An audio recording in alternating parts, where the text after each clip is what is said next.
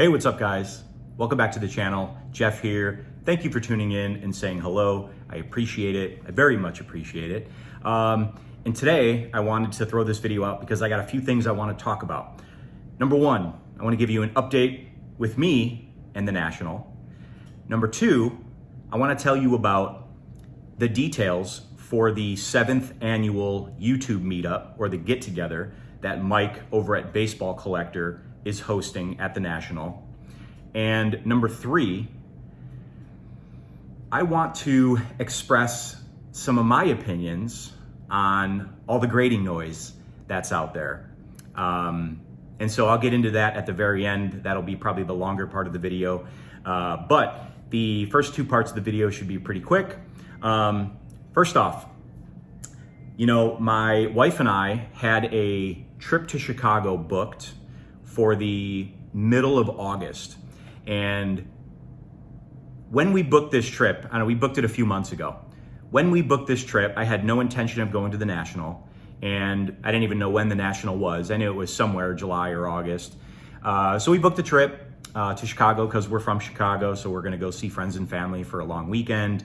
And probably a few days after booking the trip, she kind of came to me and was like, oh, you know what? You know, there's this band that she really likes, or this group artist who is playing locally here, fairly locally. They're playing in Pasadena. But she wanted to go see them, and they are playing the weekend we're in Chicago. So whatever, you know, she mentioned it, had a little bit of regrets from booking the weekend that we did. And so,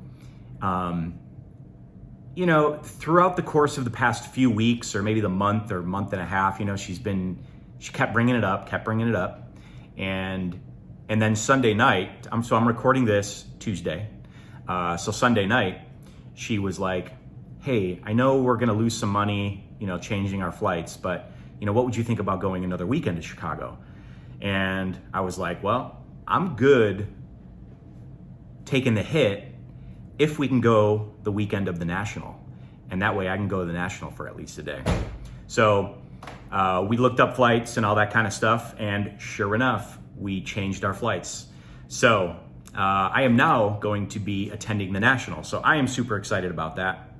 I'm only going one day. I'm only gonna go on Thursday, which is, I guess, day 2. I guess it opens Wednesday.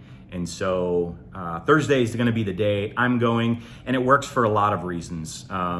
It works because for, you know, the National opens at 10 a.m. and it goes till 6. And, you know, all of my friends and family, for the most part, are gonna be working, right, on that Thursday. So it makes perfect sense for me to spend that time at the National. And also, Mike at Baseball Collector, his YouTube meetup, right, is that night, Thursday. So let me give you the details there. Mike had asked us, he put out a video a couple weeks ago with giving the details of this YouTube meetup. And if you're subscribed to me, or you're watching this, I'm sure you are subscribed to him. So I don't know how much more of an audience I'm reaching than he already would. But, you know, I've enjoyed his channel for years, and he asked any of us who create videos to, you know, spread the word. And so that's what I'm gonna do. So, again, his 7th annual get-together is on Thursday, July 31st. As I already said, the National closes at 6 o'clock. And so this get-together is right across the street, I guess, from the main entrance of the National. It's at the Embassy Suites Hotel. It is, I guess you walk into the lobby. There is a small staircase of some sort that takes you up to the 2nd floor. I believe it is hosted up on the 2nd floor there. There will be signage that guides you there. And so, you know, as he said, come one, come all. You know, everybody's invited, right? Whether you create videos, whether you're just a commenter on other people's videos, whether you're just a watcher and you don't comment, you know, everybody's invited, right? So I plan on being there, which I'm super excited about. You know, there's a bar there on the 1st floor. So as I get there, I'll probably stop and have a drink and calm my nerves, before I get up there and meet some of the guys that I've been watching for a long time and some of my new friends that I have here in the hobby. So I'm really excited about that. But no, I am really, really excited. I think it's going to be a great time. And so again, if you guys are going to be at the National and you're going to be there on Thursday, I would highly recommend coming to the YouTube Meetup at the Embassy Suites across the street. Again, should start about 6:15 or so, right after the National. Yeah, so those are the details with that. Those are the details with me now all of a sudden, last minute, going to the National. And it's funny because I went to the National last year, 2024 in Cleveland. And, I knew I was going for like a year. So it's not like I stopped buying cards for the year before, but I definitely was not buying as much, probably, allocating some more of my budget to go to the National. And so I had a much bigger budget at the National last year. This year, I knew I wasn't going to go this whole time. So I haven't been putting extra money aside for this National. I mean, obviously, my wife and I save money. But, anything I spend, she's going to know about. So I can't go completely crazy, but I'm going to have a lot of fun. I got one day. I'm going to see what I can do. No Grail cards. I'm not going for any Grail cards. For me, it's going to be just try to continue to knock out the 60s. Pick up some more of the 60s cards on my list. Yeah, so that is that. I may have to edit this one here because now I got to gather my thoughts for the next part of this video. All right, so like I mentioned, I wanted to, when you watch a video and there are so many thoughts that you have and, you comment on the person's video and you just have so many thoughts, but you just can't express it all in a comment, And so there was 2 videos like that, that happened here in the past few days. So the first one, and I'm going to tag both of these videos. If I can figure out, I don't know if you can tag the actual video or if I just have to tag the creators of these 2 videos. But I'm going to tag at least both of these channels so you guys can check these videos out if you already haven't, because great channels and really great videos as well. So the first video I watched, and I watched this, I don't know if it was Sunday or if it was yesterday. I think it was Sunday. But it was John, my buddy John, over at Nerding Out with Cards, right? He put out a video just kind of expressing his thoughts on grading, right? I know there's been a lot of that lately, but I think this one's a little bit different, right? This one really expressed his thought process of what he goes through when he thinks about grading, or if he wants to grade or not grade. And his kind of, it's like the struggle, right, of do I grade or do I not grade, to grade or not to grade. And he put out a fantastic video. It's about 30 minutes long, but I'm telling you, it's well worth watching the whole thing. It's really well thought out, and it's really interesting to hear him talk just about, his thoughts and his struggles and what he's went through over the years with, grading or not grading and all that kind of stuff. So he put out that video. And then Tony over at Tony Talks Cards, he piggybacked on that video. And he agreed 100% with what John was saying. And he wanted to express his thoughts. And Tony put out a really great video. And so again, I'm gonna tag both of their channels at the very least, and I think you guys should check both of them out. Both of them both of them are great people, have great channels, and these are 2 really great videos. And so again, after I watched Tony's video, I had thought to myself, like, man, I need to just come on and express my thoughts, right? And so that's what I want to do here today, because I agree with them 100%, right? And I think what my goal, not really goal, but I know I show a lot of graded cards on my channel, and I guess I don't want people out there to think that that's all I collect, or I'm all about graded cards and all that kind of stuff, right? Because I'm not. So I want to dig into that a little bit here and explain some of that here. And then that's all I'm going to talk about today. So, all right, again, I don't want to get into too much about what John and Tony talked about, because again, I think you should go watch those and check them out. So I don't want to spoil any of that. But John, he had said something, and before he said it, he had prefaced it with, I know this is going to sound dumb, but what he said was something, I think it was like the most important element of his video, and is completely true, right? And what he had basically said was, why would you let a third-party company dictate how you feel about a card or affect how you feel about a card? So, John had some examples that he was showing, right? He had a childhood Ozzie Smith rookie card that he's had since he was a kid. And, he was contemplating whether he sent that in for grading or not. And ultimately he decided not to. And he had some other cards, that he decided to send into grading. And there was a few cards that came back. So he loved these cards. Then he sends them in for grading and he gets the cards back.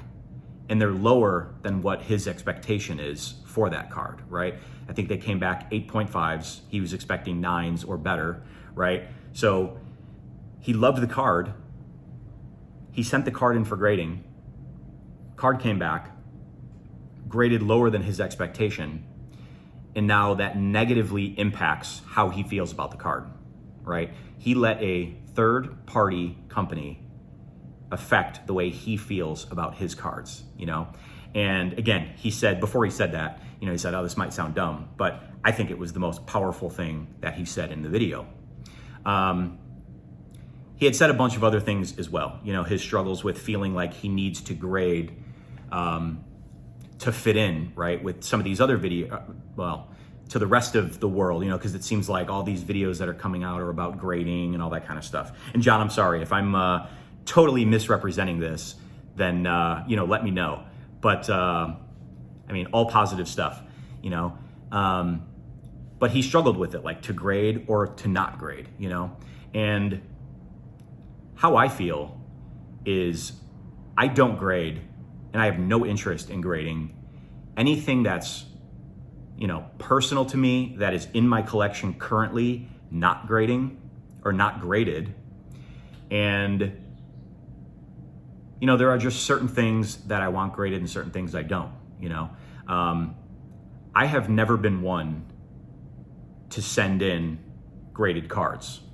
I have done it on a few occasions and for very specific reasons. Going back to the series that I did showing my top 100 cards of the 1980s, right? I decided to do that graded almost as an OCD thing, because initially I didn't want to buy any of those cards graded. I was like, why do I need 80s cards graded? What do I need numbers on them for, right? So I was gonna do it ungraded. But then there's certain cards in there that are more expensive, and certain cards, it's probably just easier to find graded than ungraded. The 89 Bowman Tiffany Griffey, the 84 Topps Tiffany Don Mattingly, the 87 Donruss opening day Barry Bonds card, the Johnny Ray error. Some of those cards, you're just gonna find them graded. And to be honest, some of the bigger dollar value cards, I just kind of want graded, right? And so when I thought about displaying all of those 100 cards, and I have a mishmash of some graded, some ungraded, to me, that's not what I want the display to look like, right? I'm sure there's more than, I'm sure most of you out there wouldn't care at all, right? But I do, it's just how I want my display to look. So if I'm going to have 5 or 10 cards that I want graded, then I want them all graded. And so I decided to do it, So, that's just an example of that. And, within that set, there's certain cards in there that are 50-cent cards, 25-cent cards, ungraded. And then you buy it graded, ends up being you got to pay 20, 25, 30 bucks, And yeah, that's kind of ridiculous, But, I knew that going into it, and that's just how I decided to do it. And then especially, because I decided to do it SGC graded, some of them just didn't exist. I couldn't get the grades I was looking for SGC graded. So I had to buy some of those PSA graded and cross them over to SGC to get them the certain grade where I wanted them. And then there was a couple other cards that I had sent in raw. I was looking for like mint versions, and bought those, sent them in, and got, they came back graded what I was hoping they would be graded. And therefore they fit my set, And so that's pretty much the only times I ever send in, or I have ever sent anything in for grading, right? It doesn't make sense to me to send in items in my collection for grading that are in my collection already, right? I have parts of my collection where a lot of other people would say or have said, oh, you should totally send those in for grading, right? But there's just no point, right? And so that's where I agree. I think I've said this. I agree 100% with John's video and Tony's video. And Tony had said a lot of great things, just kind of, seconding what John had said, just how the struggle with thinking that he needed to buy graded cards.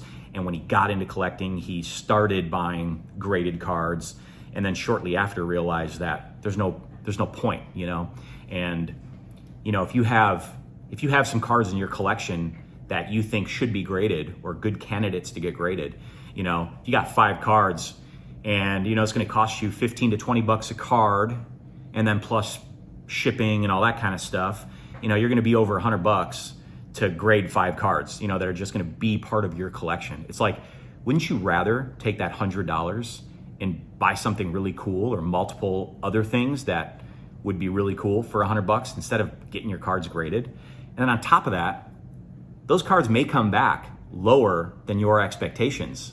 And if they do, that is going to completely change the way you feel about that card, right? Like a card you cherish, you send it in for grading. If it's a modern card, 90s, 2000s card, you send it in for grading and it comes back a 7 or an 8, it's like, you're going to be disappointed, and it's going to change how you feel about that card. So again, I think that was just such a great point that John made, that I never really thought of before, So, again, I do like graded cards. I'm a big fan of graded cards, and I said that before.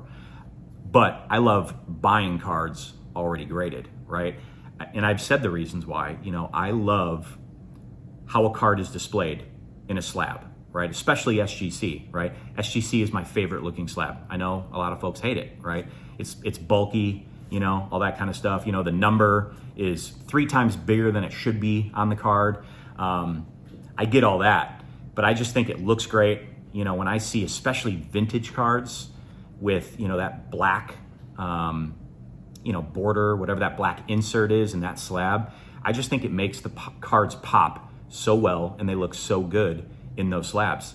So, and then there's just parts of my collection that I do that, again, eventually somehow I plan on displaying.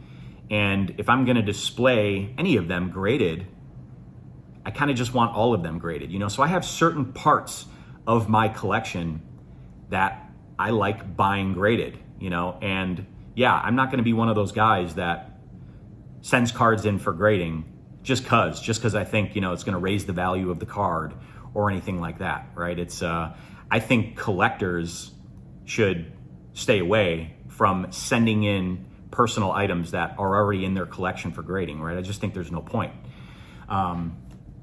You know, I'm going to give you an example real quick of stuff in my collection that, you know, is stuff that I could send in for grading, you know, and it may very well raise the value of these items, and it may very well come back a low grade and totally change the way I feel about these cards, because right now, these are some of the my favorite stuff in my collection. So let me show this really quick. All right, so I've shown it this quickly on another video, but this is just a bunch of Mag Pros, right? I am a huge fan of Mag Pros. In fact, I just bought another 100 Mag Pros. So these are Mag Pros, right? And this isn't all my Jordans, right? I'm not really a player collector, but I'm kind of a Jordan collector because, you know, I grew up in Chicago. And then I was 10 years old in 1991 when the Bulls won their first championship, you know, and then they won again in 92, won again in 93, and then they three-peated again in 1996, 97, 98, right? So, you know, I was 10 years old through 17 years old, that era, you know, I mean, just the Chicago Bulls were the biggest thing, you know, especially growing up in Chicago, huge Bulls fan. Michael Jordan was just like God, right? So ever since a kid, I've always collected Michael Jordan cards. And so these here in the Mag Pro are my favorite Jordans, right? Not necessarily, I mean, they probably are more of the expensive ones, but they're just my favorite ones, right? And then I just bought some more Mag Pros so I can put some more Jordans in Mag Pros and things like that. But I'm gonna grab a small stack out of here because I want to give an example of cards that I should grade, or I could grade, that would, you know, increase the value of these cards, but I have no interest, right? So Jordan here, emotion insert. Maybe 94, 95 Skybox emotion insert. 92, 93 Jordan Beam Team. I think it's a 92, 93. The 92, 93 Jordan Total D card. 93, 94 Fleer Ultra Jordan Power in the Key insert. A 93, 94 Ultra Jordan, I think it's the All Defensive Team.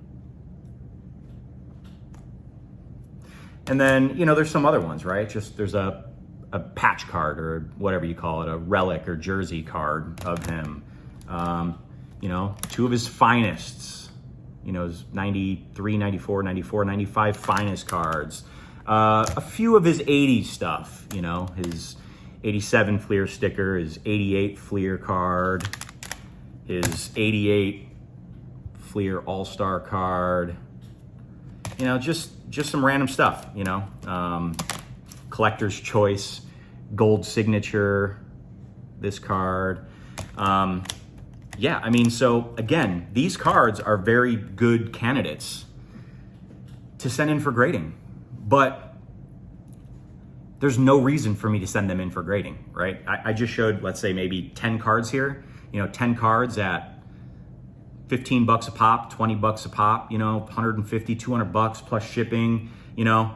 I'd rather buy another really great Jordan card, you know, to add to this collection, or something else.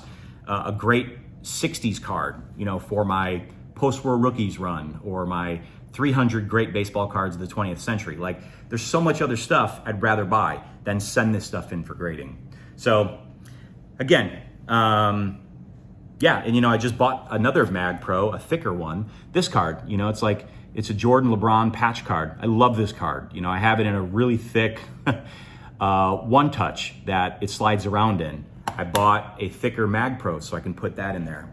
But I think Mag Pros is a really, really great alternative to sending graded cards in, because I know there's a lot of people out there that love graded cards and how they look in slabs and how it frames the card and you get the information on the slab and all that kind of stuff. And I do too, you know, and that's why I buy graded cards.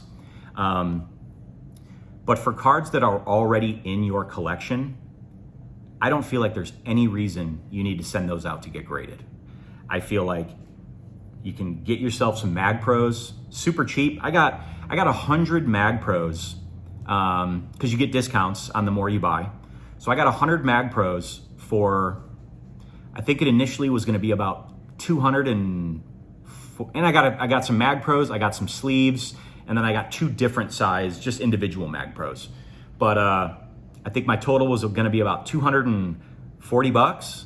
And then I used Adam over at Splendid Sports. Adam over at Splendid Sports. He has a discount code, you know, in his videos. So he has something set up with Mag Pro. So I got a 10% discount on on the stuff I bought. So it came to like $215 or something for 100 Mag Pros and a few miscellaneous other things. So I feel like that is just such a great alternative if you like the graded card look, to be able to stick your cards in these things. You can create your own custom labels, which I'm working on too. And yeah, and it scratches the itch for, you know, instead of buying graded cards, it scratches that itch on having them beautifully displayed. You know, you can use their labels. Mag Pro will customize labels for you. You can customize your own labels. Just gives you a lot of options. They look beautiful. Honestly, I feel like these Mag Pros look better than PSA graded slabs. I think these are some of the best looking displays out there, or holders for your cards out there. So yeah, again, I wanted to throw this video out there because I think there's been a lot of noise, you know, as I feel like everybody likes to get their 2 cents in about grading. Not always negative necessarily or positive, you know, it's just a lot of neutral. And yeah, you know, again, I just, you know, you watch a couple videos, you know, I saw John's video and I saw Tony's video, and I just had all this emotion, you know, not really emotion, but just all of these thoughts bottled up. And I just feel like I had to, wanted to get on here. You know, I wanted to make a video about the national thing, but I figure I'd kind of piggyback on their 2 videos and talk about just my thoughts, you know, on graded cards and all that kind of stuff. So anyways, yeah, I know I rambled on long enough. So I appreciate any of you guys who watched and stuck through this. Again, it would be great. I'm really looking forward to seeing all of you guys, you know, at the National.